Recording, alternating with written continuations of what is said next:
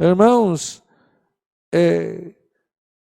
por mais que 38 anos no deserto, 40, 2 anos, Moisés só ensinando ao povo, pouquinho que Moisés se afastou, alguém já fez um bezerro de ouro. Por quê? Tinham saído da escravidão, já tinham saído da terra do Egito, mas irmãos, ainda continuava dentro deles, ainda havia dentro deles algum sentimento, Cresceram, vendo o povo egípcio adorar os seus deuses.